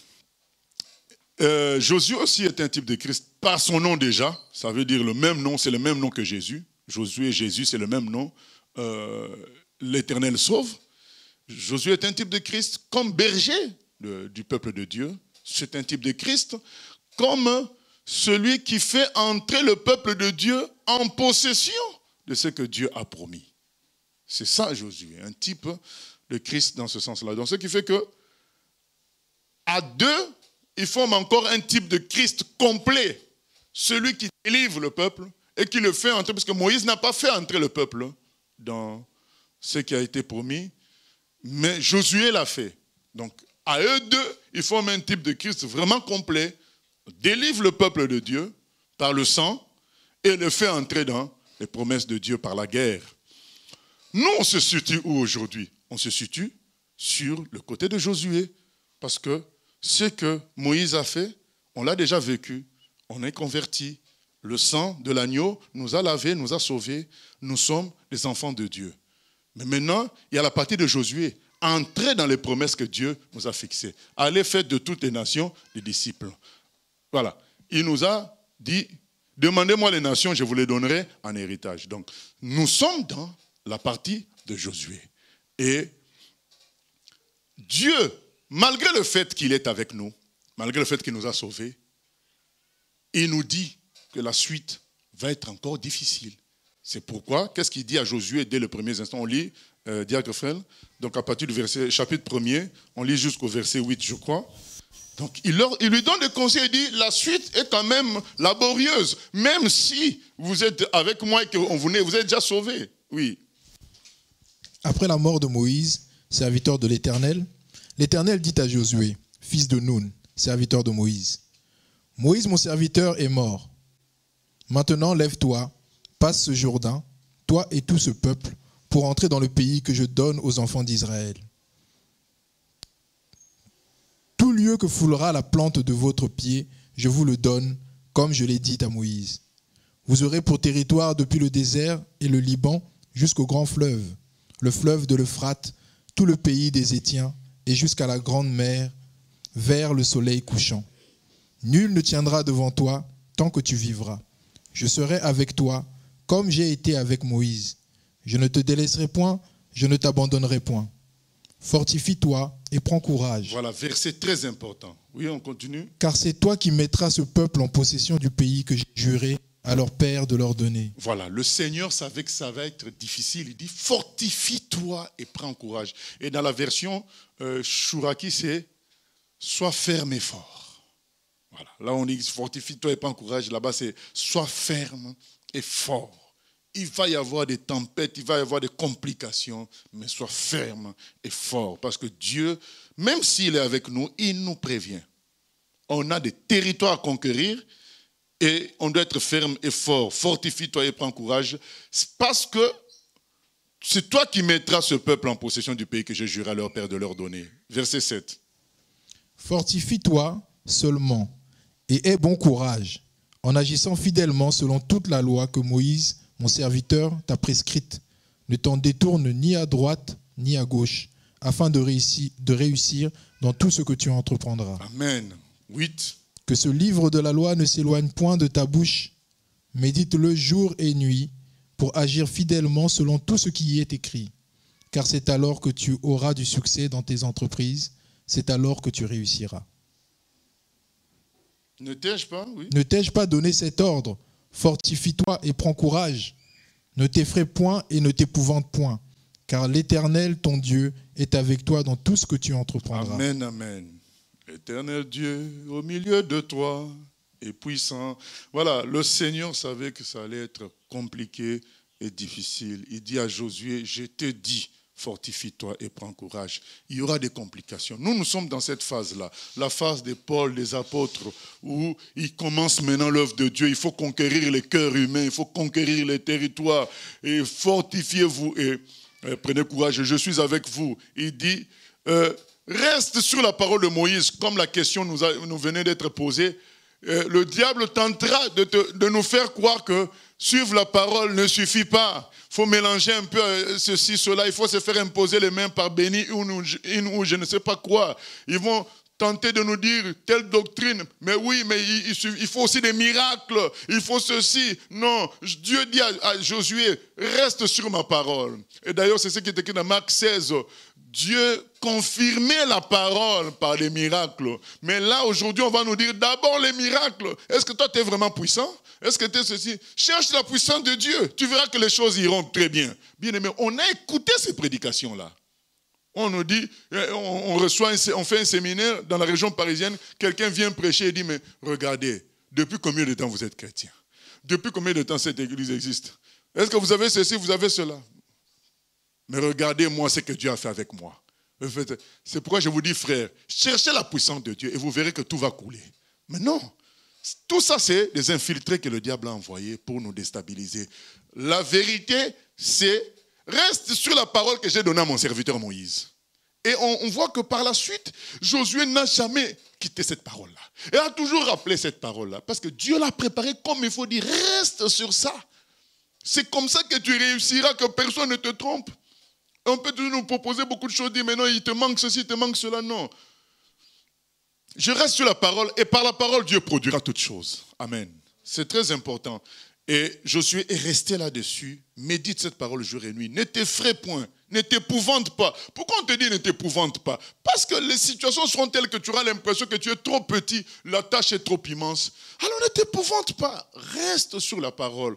Tu sais que j'ai prévu va s'accomplir. Alors on arrive au chapitre 5, une partie que j'aime beaucoup. Après la circoncision, Dieu fait alliance avec son peuple parce que son peuple n'était pas circoncis.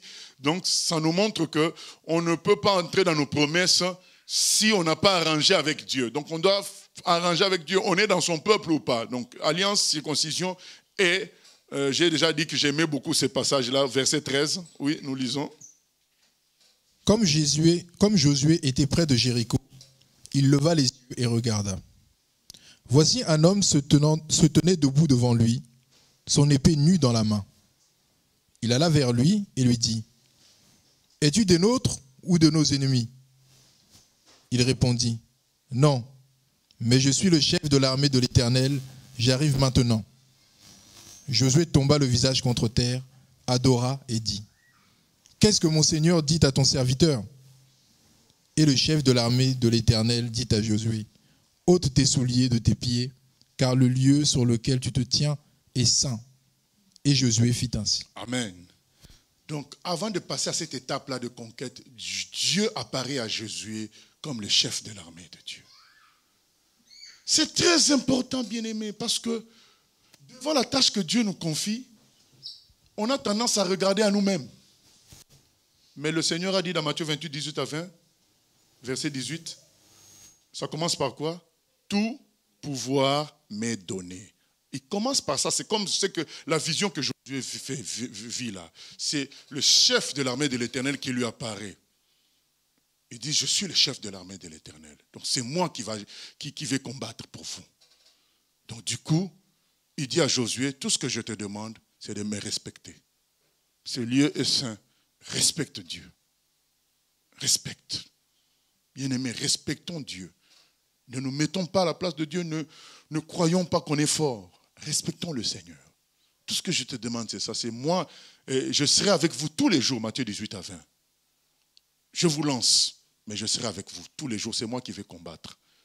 Cette vision est très importante. Est-ce qu'on doit toujours faire cette vision avant de passer d'étape? Pas forcément. C'est peut-être cette lecture qui est notre vision. En lisant ainsi, Dieu nous parle pour dire, je suis le chef de l'armée, allez-y. Voilà. Mais craignez-moi, c'est moi que vous devez mettre en honneur. C'est moi qui doit être la base de vos réflexions, de vos idées. C'est moi que vous devez adorer et louer. Nous arrivons à une autre étape de ce voyage, au chapitre 11. Au chapitre 11, versets 18 à 20. C'est un peu la répétition de la prédication du dimanche. Un peu de temps qu'on fait ça en peu de temps. La guerre que soutint Josué contre tous ces rois fut de longue durée. Il n'y eut aucune ville qui fit la paix avec les enfants d'Israël, excepté Gabaon, habité par les Héviens. Ils les prirent toutes en combattant. Car l'Éternel permit que ces peuples s'obstinent à faire la guerre contre Israël, afin qu'Israël les dévoue par interdit, sans qu'il y ait pour eux de miséricorde, et qu'il les détruise comme l'Éternel l'avait ordonné à Moïse. Voilà. Il nous est dit la guerre que soutient Josué contre tous ces rois fut de longue durée. Notre guerre, frères et sœurs, est de longue durée. Nous devons nous préparer pour la durée.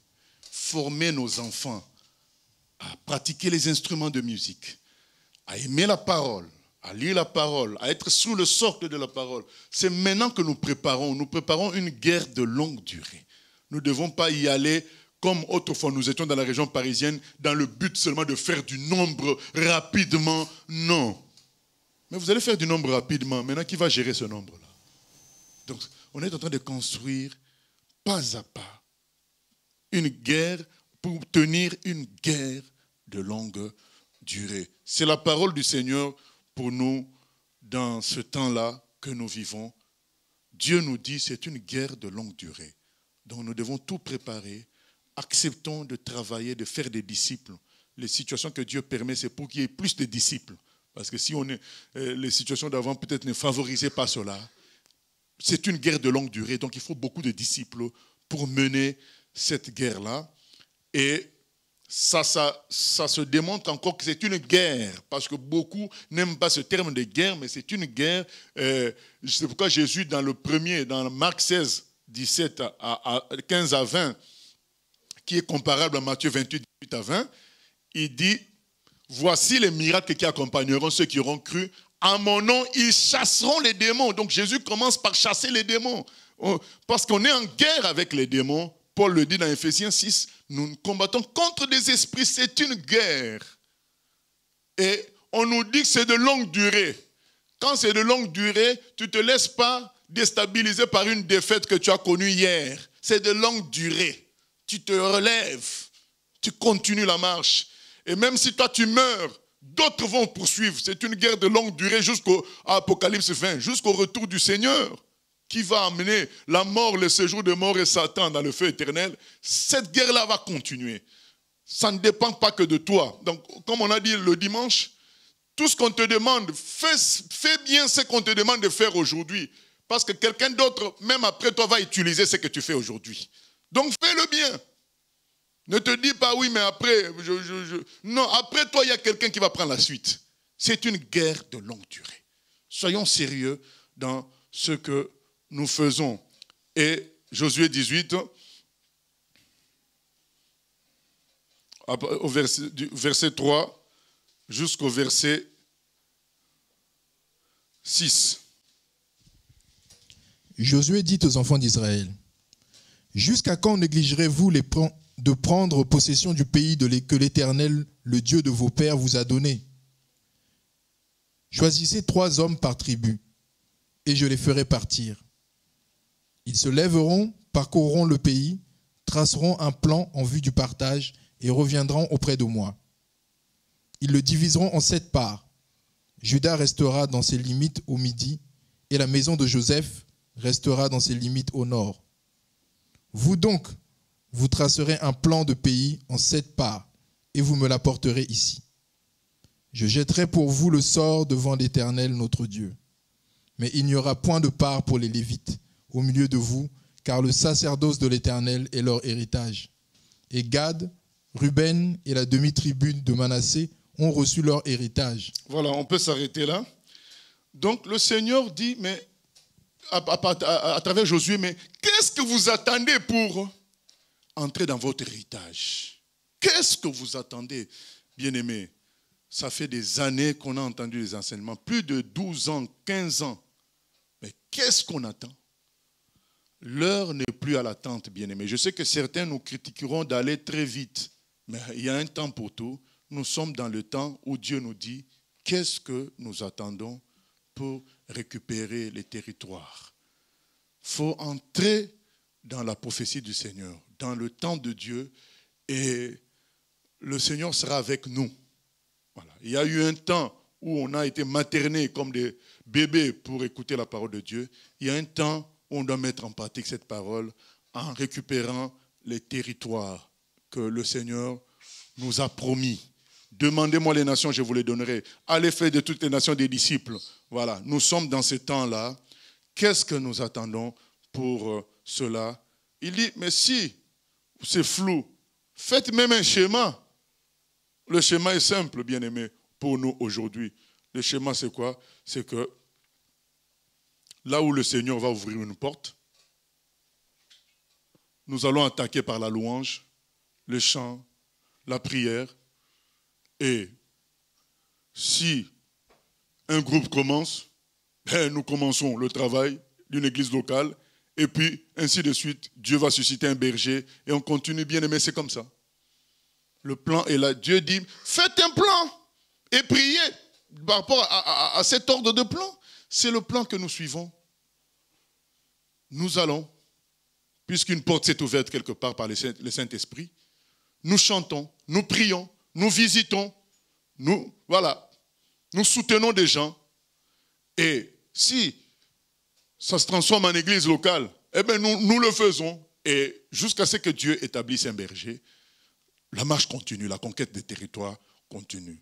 Et bien sûr, avec un projet intime qui est de récupérer les terres que Paul avait gagnées autrefois, qui aujourd'hui sont peuplées de païens, que ce soit en Irak, en Corinthe, en Grèce, tous ces pays-là, en Turquie. Nous devons faire le travail du Seigneur. Le Seigneur dit, qu'est-ce que vous attendez? Donc c'est le temps de Dieu. Et nous clôturons donc avec Josué 24, 15 qui dit, choisissez qui vous voulez servir. Voilà. Est-ce que nous voulons servir dans la défaite ou dans la victoire? Voilà. Moi je dis, nous devons vaincre parce que notre Dieu, c'est le grand vainqueur. C'est le Dieu tout-puissant. Nous n'avons pas le droit de nous donner des excuses. Celui qui est avec nous est plus fort que n'importe qui. Voilà, celui qui est avec nous, c'est le Dieu vivant. Il nous a demandé de faire de toutes les nations des disciples, dont nous allons au travail. Et c'est le moment, bien-aimé, de se rattacher au socle. Tous les enseignements que tu as entendus, que tu as reçus, c'est le moment de les réécouter, de les relire dans la Bible et de te faire un socle relié à Jésus-Christ, relié à Moïse et au reste. Et nous allons attaquer et Dieu nous aidera. Oui, la question? Bonsoir. Dans Matthieu 24, 24, il est écrit qu'il s'élèvera de faux Christ et de faux prophètes. Du coup, lorsque l'on voit les catholiques, les témoins de Jéhovah qui parlent d'un Jésus qui n'est finalement pas le vrai et l'unique, est-ce que ces organisations religieuses rentrent dans ce cadre de ce verset? Mais bien sûr, en plein dedans. Et actuellement, il y a une résurgence de témoins de Jéhovah dans le coin. On en voit de plus en plus. Et donc, c'est nous qui devons faire le travail de conquérir le pays. Voilà, que chacun fasse sa partie qu'il doit faire comme il faut. Si tu es dans l'électricité, dans l'électronique, fais les choses comme il faut. Tu es dans l'informatique, c'est le temps de Dieu d'aller faire de toutes les nations des disciples, de saisir à chaque fois la porte que Dieu nous ouvrira. Nous ne voulons pas forcer les choses, mais à chaque fois que Dieu va ouvrir une porte, nous allons aller. Voilà. Et parce qu'il dit, qu'est-ce que vous attendez pour récupérer ce que vous devez récupérer? Et donc, que chacun fasse le point avec le Seigneur concernant sa vie. Voilà, on va prier au nom de Jésus. Oh Seigneur, nous venons prier que tu nous aides à faire le point avec toi, comme Josué a fait le point dans Josué 24, 15. Que chacun, Seigneur, fasse le point pour savoir quel Dieu il veut servir. Le Dieu des promesses de la Bible ou le Dieu juste qui nous amène au ciel. Nous ne voulons pas rester dans la partie Moïse, où on a été délivré de l'Égypte seulement. Nous voulons passer à la partie Josué, récupérer les terrains, les terres. Oh Seigneur, entrer dans la possession de notre héritage. C'est ce que nous voulons, Seigneur. Ramène-nous à ta parole, que nous nous fassions un socle lié à la parole. Ramène-nous à ta parole qui nous montre que ce n'est pas nous qui allons agir. C'est le général de l'armée de Dieu qui va agir. Celui qui est apparu à Josué, il est aussi avec nous. Comme c'est écrit dans Sophonie 3,17. L'Éternel Dieu est au milieu de toi comme un héros puissant. comme un héros puissant, Seigneur. Merci de nous fortifier, de nous faire comprendre que oui, nous sommes petits, mais c'est au petit troupeau que tu as donné le royaume, Seigneur. Oui, nous ne sommes pas du tout puissants, c'est vrai. Nous avons peu de puissance, comme c'est écrit dans Apocalypse 3.8. Mais oui, mais c'est cette église-là de Apocalypse 3.8 à qui tu as confié aussi. C'est écrit dans le même verset, le royaume, Seigneur. Tu as dit que tu feras que ceux de la synagogue de Satan viennent se prosterner, reconnaître que tu es avec l'église qui semble peu puissante, Seigneur. Oui, Seigneur, nous voulons prendre nos responsabilités, Seigneur. Nous voulons, comme Josué, aller récupérer les territoires et entrer dans notre héritage, Seigneur. Nous te demandons de nous aider, chacun à faire le point avec toi. Où il en est, Seigneur, par rapport à sa consécration avec toi, par rapport à son choix de te laisser gérer totalement sa vie, Seigneur. Que chacun fasse le point, Seigneur, parce que les jours à venir vont être tumultueux, Seigneur. Aide-nous au nom de Jésus-Christ, car on n'aura pas toujours le temps de se donner des conseils tranquillement, parce que les choses vont aller vite, Seigneur. Merci, Seigneur, de nous aider à saisir les conseils d'aujourd'hui comme il faut, à retourner à ce qui a été prêché pour nous solidifier à ce qui est écrit dans ta parole, pour nous rattacher à ton socle et aller de l'avant. Merci de nous réveiller, Seigneur. Réveille-nous, Seigneur, au nom de Jésus-Christ. Nous t'en prions, Père éternel. Réveille-nous. Que celui, Seigneur, qui est fatigué dans son corps, ne regarde pas sa fatigue. Que celui qui est sans moyens financiers ne regarde pas cela. Que celui qui se sent seul, chrétien véritable, dans un coin donné, dans une ville donnée, ne regarde pas à cela, mais regarde à toi et fasse ce que tu attends de lui pour maintenant. Et ça servira peut-être pour d'autres dans la suite. Que chacun fasse ce qu'il peut avec efficacité. Au poste qui lui est accordé maintenant, qu'il le fasse sans s'embêter de ce qu'il voudrait bien faire avec excellence dans d'autres domaines. Qu'il fasse ce qu'il peut. Tu as dit à la femme qui a versé le parfum sur toi, elle a fait ce qu'elle a pu. Seigneur, que chacun fasse avec efficacité ce qu'il peut maintenant. Parfois même écouter juste ta parole, écouter ça avec sérieux et prendre les décisions relatives, Seigneur, à l'écoute, au nom de Jésus-Christ. Que nous puissions prier en conscience que tu es le Dieu Tout-Puissant et que tu nous donnes la victoire. Ce n'est pas par la force d'un homme, Seigneur, c'est par toi que nous allons travailler. Merci, Seigneur, de nous aider. Et merci, Seigneur, pour Josué, qui a été un serviteur aujourd'hui qui nous sert d'exemple. À toi la gloire, la louange, au siècle des siècles. Amen.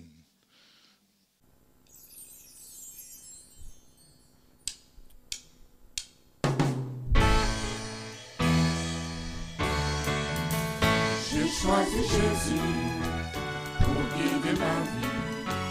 Mon bien-aimé Jésus, il est à moi, je suis à lui. J'ai choisi Jésus pour guider ma vie. Mon bien-aimé Jésus,